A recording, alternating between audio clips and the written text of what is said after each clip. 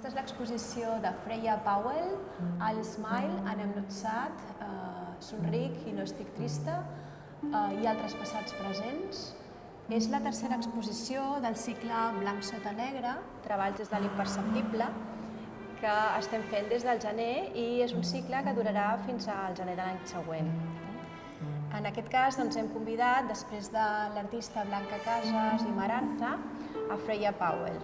Freya Powell és una artista britànica, però que viu a Nova York, i vull preguntar-li, Freya, is this your first exhibition in Barcelona? Yes, this is the first time I'm showing in Barcelona, but I have been in collective shows in Madrid previously.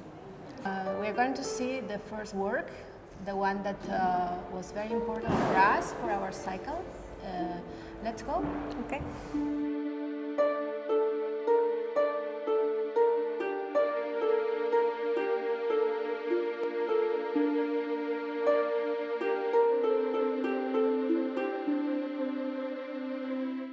Aquesta és la peça que dona nom a l'exposició, I'll Smile and I'm Not Sad. I'm going to ask you why this title, why I'll Smile and I'm Not Sad. Okay.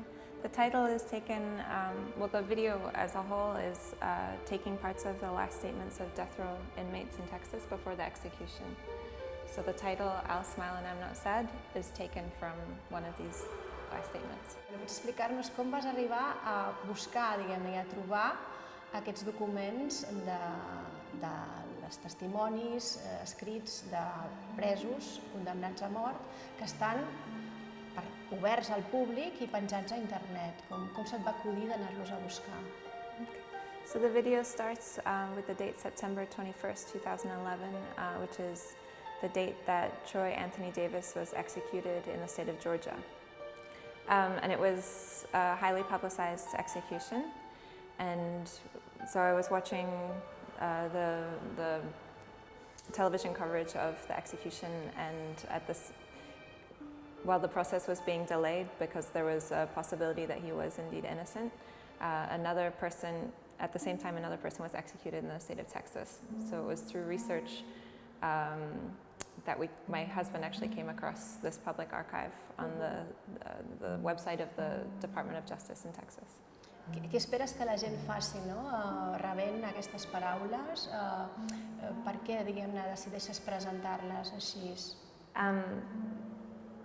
I'm interested in people arriving to see the video without a prior context of where the words are coming from. So there's a process of revealing that happens as the audience experiences the video. So through the time of sitting and watching and reading these last statements, the viewer becomes, first wondering, where these thoughts are coming from, what the context is, and it's through this time that's spent with the work that the content is revealed.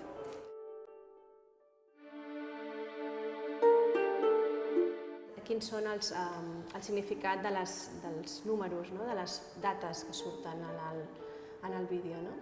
So it starts on September 21st, 2011, which is when I started reading the archive and beginning with the project.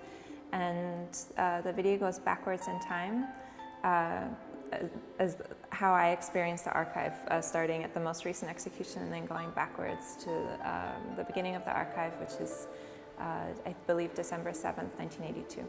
Quina és la idea que té respecte a l'estètica, com presentar aquestes paraules i aquestes dates en negre i en blanc, diguem-ne, si és una estètica que l'utilitzen al seu treball o només específicament té sentit en aquest? So the aesthetics are very similar to a lot of my other work. I'm interested in giving just enough information for the viewer to have their own experience.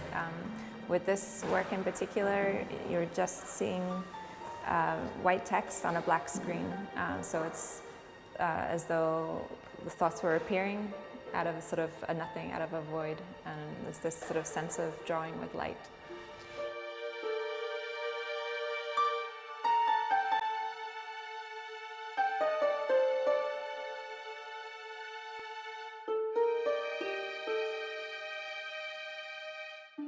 Un cop veus tots els 53 minuts en silenci, realment et dones compte que hi ha una sèrie de frases que repeteixen certes nocions.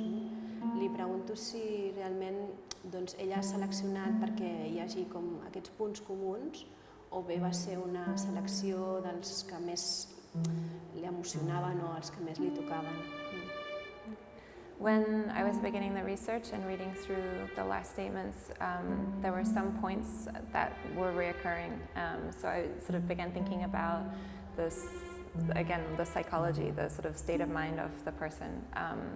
And I was aware of this sort of readiness, this preparation, and a lot of times a statement is saying, I'm ready, or this notion of returning home, or finding some kind of understanding of the situation through God, essentially. So these were recurring.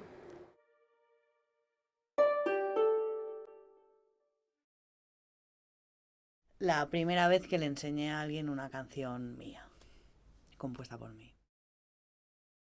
Mi recuerdo más hermoso que tengo es de mi infancia y añoro ver a mi madre, aunque ya no la puedo tener, y con mis hermanos. Soy yo la mayor de todos mis hermanos, entonces siempre juntos en una mesa, y eso ya no puede ser. Eso es lo más hermoso que tengo para recordar. El que vull oblidar són molts i molts records que vull oblidar, però bàsicament la mort dels meus pares.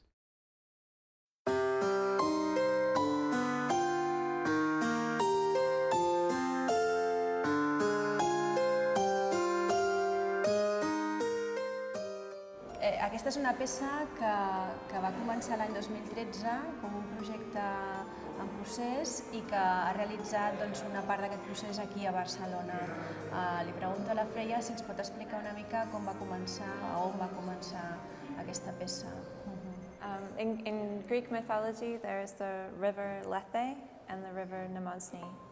The river Lethe was known for giving the gift of oblivion, of forgetfulness, whereas the river Mnemosyne was known for giving the gift of memory forever. So after dying, you'd have the opportunity to choose whether you'd want to take your life with you to the next life or to start anew. Li preguntava que com feia que aquesta peça tingués sentit en el present, perquè de fet el subtítol de l'exposició és sobre altres passats presents i aleshores de quina manera això es feia evident en aquesta peça. So I worked with an artist here named Freya and invited women to record with us one memory that they would like to keep forever and one memory that they would like to forever let go of. So in this sort of, again, it's building an intimate archive, sort of capturing these both special moments and moments that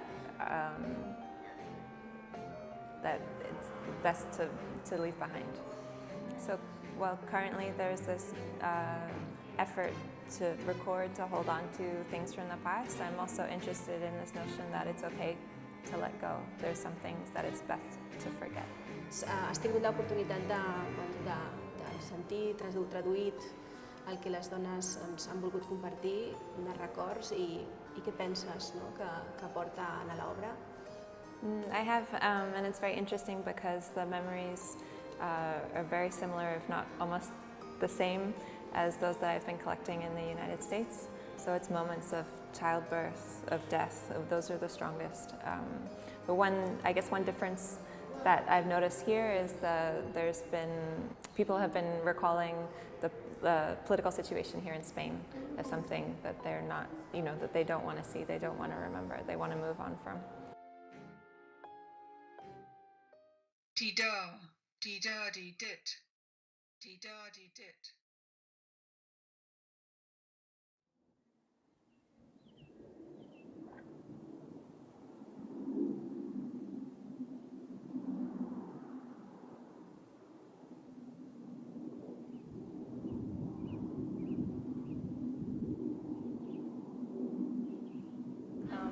És un treball que es titula Tot el que deixem són les nostres memòries i li pregunto, és un treball que té a veure amb la seva memòria familiar, si ens pot explicar una mica quina memòria i d'on. The video is comprised of found imagery of the Second World War, of Google Maps of the southeast coast of England.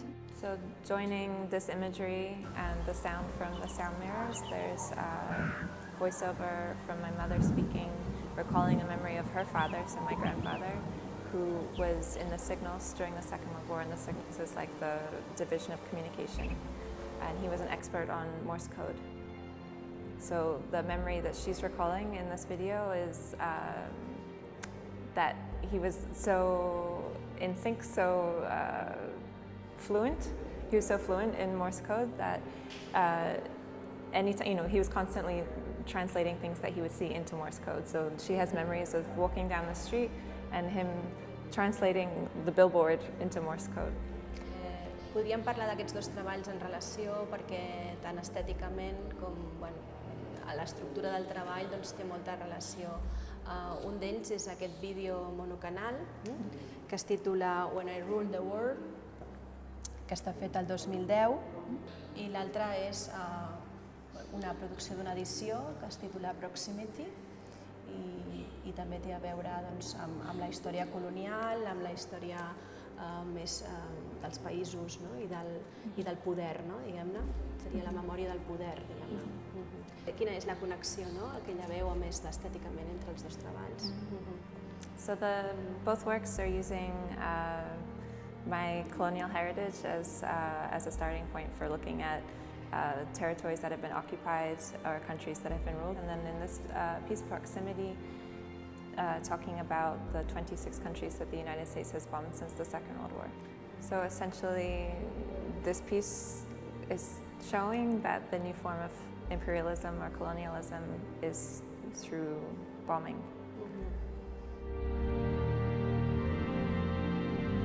Em sembla que, vist tot, tens una manera particular de treballar les memòries, i què és el que d'alguna forma t'interessa de les memòries, què és el que esperes de les memòries de l'altra gent.